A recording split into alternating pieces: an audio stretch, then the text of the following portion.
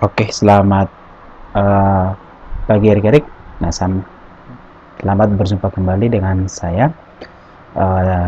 Kita hari ini membahas tentang cermin cembung ya. Di pertemuan atau di video sebelumnya kita udah belajar tentang cermin cekung. Jadi kalau cermin cekung itu cermin positif, nah jadi di sini cermin cembung itu cermin negatif ya. Nah, inilah contoh cermin cembung. Nah, ini banyak sekali kita jumpai di persimpangan jalan ya. Nah, kenapa harus cermin cembung? Nah, berarti ada sifat yang perlu kita perhatikan di sana. Nah, jadi boleh juga kita lihat contoh-contoh cermin cembung yaitu pada kaca spion kendaraan dan cermin pengawas di toko swalayan. Nah, oke, secara umum bisa kita lihat dulu apa saja karakteristik cermin cembung. Nah, jadi yang pertama adalah bahwa dia bersifat divergen. Divergen artinya menyebarkan cahaya ya. Nah, jadi kalau cermin cekung konvergen, dia adalah mengumpulkan cahaya. Nah, kalau cermin cembung adalah divergen ya. Kemudian yang kedua, fokusnya bernilai negatif. Nah, inilah alasannya kenapa dikatakan cermin cembung ini adalah cermin negatif ya. Nah, kenapa juga fokusnya negatif? Karena berada di belakang cermin. Oke, nah kalau cermin cekung di depan, cermin cembung di belakang. Kemudian bayangan benda yang terbentuk selalu maya, tegak dan diperkecil. Ini ya, maya artinya di belakang cermin, tegak udah tahu, ini diperkecil, nomor ruangan bayangan lebih kecil daripada nomor ruangan benda. Oke, yang seterusnya yaitu kita perlu lihat dulu bagian-bagian daripada cermin cembung. Nah, apa saja bagiannya? Nah, langsung aja kita lihat di sini. Nah, ini cerminnya. Nah, jadi yang bisa memantulkan cahaya itu adalah bagian depannya nih yang warna hitam. Yang warna orange itu belakangnya ya. Belakang, ini depannya. Nah, pastinya benda di sini. Nah, jadi makanya di sini ruangan benda ya. Ini ruangan bayangan. Nah, ini sumbu utama. Ini harus kita perhatikan ya. Atau boleh kita lihat langsung apa saja nih bagian-bagiannya. Nah, jadi yang pertama ada M. M di sini adalah titik pusat kelengkungan cermin.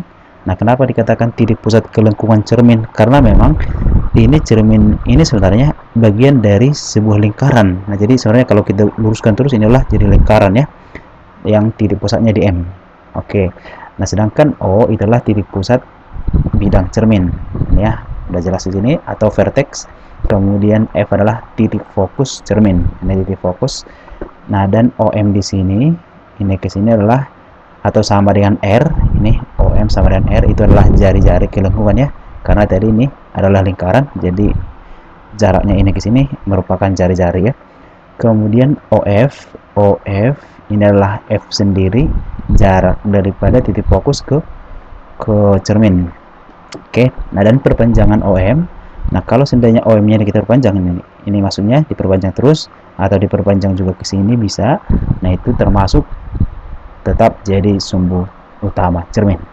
Nah, PM, nah ini PM dibuat garis putus-putus ya karena memang ini sebenarnya sumbu tambahan ya, yang dimana jaraknya ini PM ini sama dengan OM karena kan ini jari-jari lingkaran.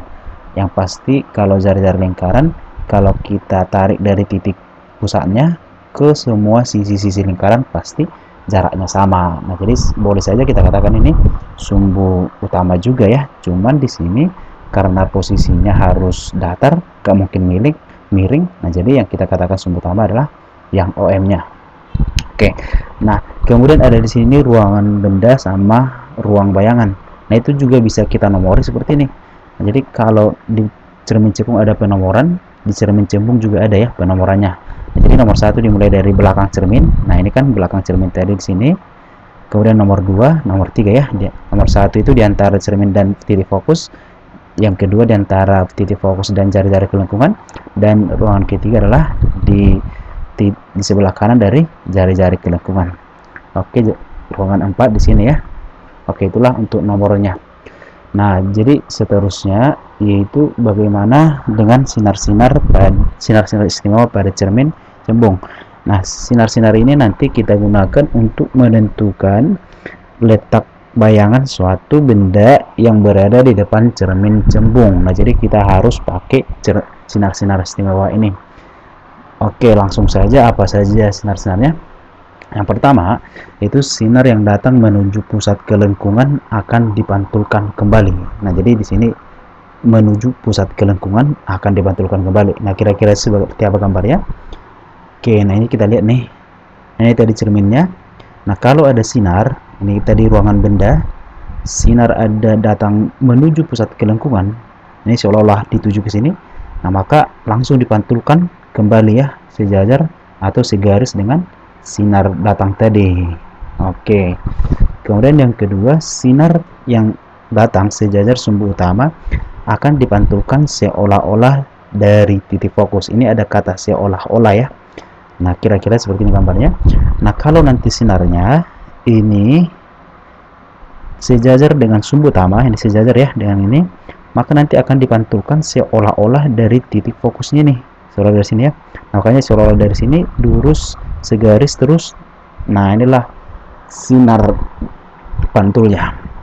Kemudian yang ketiga, yaitu sinar datang menuju fokus akan dipantulkan sejajar sumbu utama. Ini seolah-olah kebalik dengan nomor 2 ya, kebalikannya. Nah, jadi seperti ini. Nah, jadi sinar datang menuju titik fokus. Nah, ini kan dituju seolah-olah hampir nyampe. Nah, dia akan dipantulkan sejajar sumbu utama. Waktu itulah sinar-sinar istimewa yang perlu kita ingat. Nah, langsung kita aplikasikan ke contoh. Nah, ini ya, lukisan bayangan pada cermin cembung. Nah, ini coba perhatikan dengan baik-baik ya, Rik ya. Nah, jadi yang pertama ada sebuah cermin cekung. Nah, kenapa ini kita katakan cermin cembung? Karena memang bagian yang bisa memantulkan cahaya itu adalah bagian yang ini. Jadi kalau ada garis-garis seperti ini, itu artinya permukaannya kasar atau tidak bisa memantulkan cahaya. Nah, udah ada seperti ini. Nah, misalnya lah dulu kita buat benda ada di sini. Nah, ini adalah benda. Nah, kira-kira bayangannya ini di mana? Apakah di sini nanti, di sini, atau di sini, atau bahkan di sini? Nah, itu yang perlu kita tentukan dulu. Nah, caranya gimana? Kita pakai yaitu sinar-sinar istimewa. Nah, apakah semua yang harus kita pakai?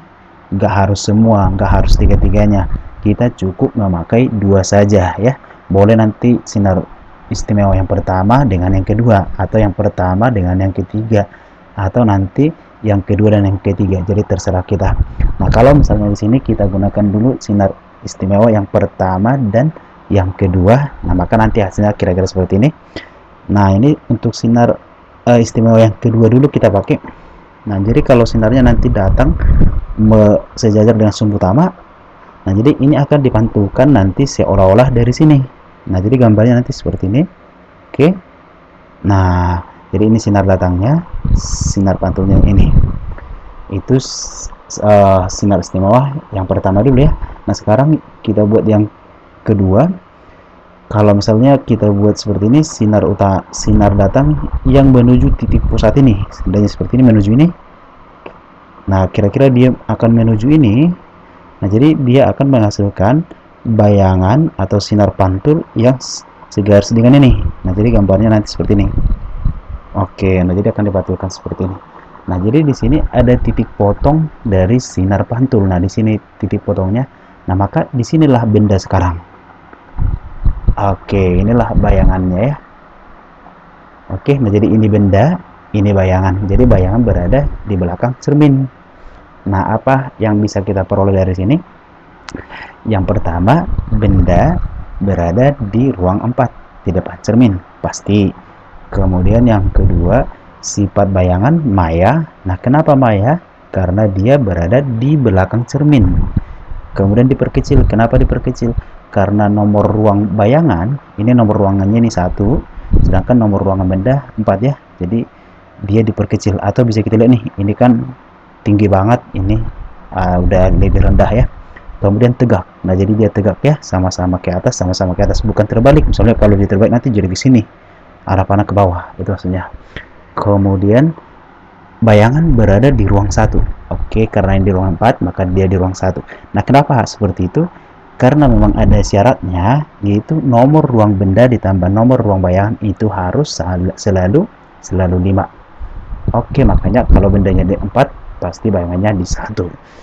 Nah, kira-kira seperti itulah untuk penjelasan dalam pelukisan bayangan di cermin cembung. Terima kasih.